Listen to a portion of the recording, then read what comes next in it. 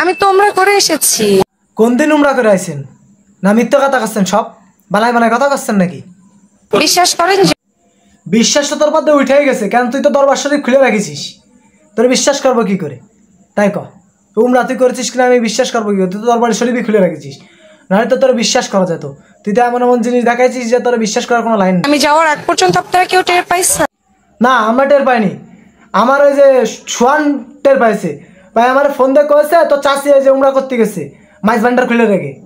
আমি যতটুকু জানি আপনারা দুজনেই ওমরা করেছেন।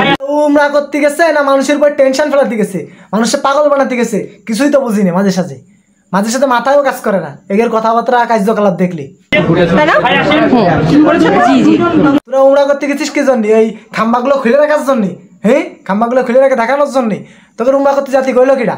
তাই ক, হ্যাঁ এই খাম্বা খুলে রাখার জন্য কি উমরা করতে গেলি তোরা? কাবা শরীফ ছুঁয়ে দেখা হয়েছে, আমার সেই সুযোগ হয়েছিল। এই হাত দেখেছিস? এই হাত দিয়ে এরকম থাবা মারা মারবো, দরবার শরীফ ফরবার শরীফ সব গায়েব হয়ে যাবে, বুঝলি? মাছ ভান্ডার হাজার সব গায়েব হয়ে যাবে তোর কাছ থেকে। আলহামদুলিল্লাহ, আমারও সেই সুযোগ হয়েছে। বাইতুল্লাহও তাওয়াব করতে গেছে না আমাকে টেনশনে ফেলতে গেছে? আর নবীর জন্মভূমিতে যায় আমার আসোয়া পাথরেও যাওয়া হয়েছে। আসোয়া পাথরে যায় চুমু খাইস, তাও নিয়েও টিকটক করে।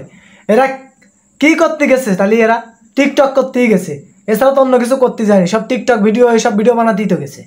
আমি অতদূর অনেক ভিড় থাকে তো, বাট আমি কাবা শরীফ ছুঁতে পেরেছি আলহামদুলিল্লাহ। কাবা শরীফ তোরা ছুতে গেছিস না নাটক করতে গেছিস আমরা পাবলিকরা বুঝি, এগুলো আমাকে বুঝানো লাগে না, আমরা এক চান্সে বুঝে যাই। এটা চেষ্টা করলে মোটামুটি যারা যায় সবাই পারে, একটু কষ্ট করতে হবে, কষ্ট করতে হবে। হ্যাঁ, কষ্ট করলে কেষ্ট মেলে। এই জন্যই তো দেখতেছেন না কাবা শরীফ শুয়ে এসে এখন আপনাদের সাংবাদিক আলাদের বক্তৃতা দিচ্ছে যে এরাম এরাম নিউজ বানাবেন।